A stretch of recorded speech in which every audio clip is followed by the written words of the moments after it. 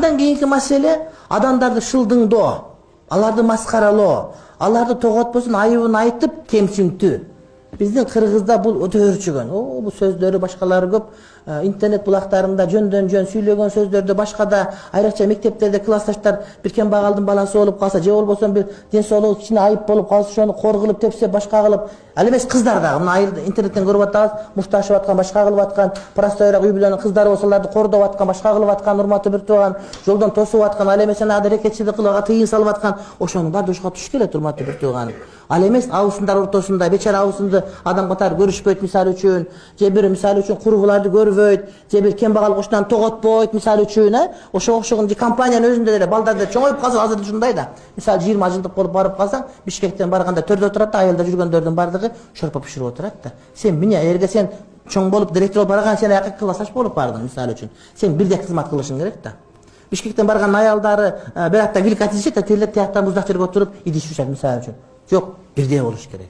Эмне үчүн? Демек аны кор кылып атасың сен деген сөз да.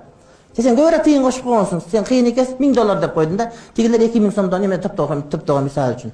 Жок, сен бар айда классташ элесиң сен. Ошон үчүн аларга бирдей тең болушуң керек, ашып кетпешиң керек, айса тартып түшүрүп коюш керек, барака отургузуп коюш керек, ордуна келип калат. Андан кийин акыркысы адамдар зерттеп алдым окшойт. Бул ат-тариф. Кээ бир адамдар бар, буту аксак. Айылда 6 аалы деген бар. Аалы жездерин чакыр деп айтсаң, кайсыл аалы десе, аксак аалы деп айтсаң, бул гыйбат эмес, анткени антип айтпасаң эч ким тааныбайт. Бирок ошондон башка аты болсо айткан жакшыраак. Бирок кээ бир адамдар ошондой.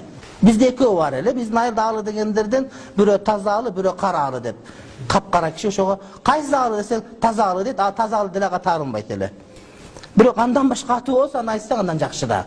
Ошого капы боло турган болсо деле тааныбай калса, шыбырак таза аалы деп айтып койсоң болот. Бирок ниетинде шылдыңдоо болбосун. Ниетинде шылдыңдоо болбосун. Анан кээ бир шариатта болот, чубага жаткан экен деп документ кылып алып, анан кийин көрүнгөнгө кыйкырып реклама кыла турган болсоң, жок, кыяматта тозокко түшө турган болосуң. Кудай таалам бардыгыбызды, урматтуу бир туугандар, гыйбаттан алыс кылсын.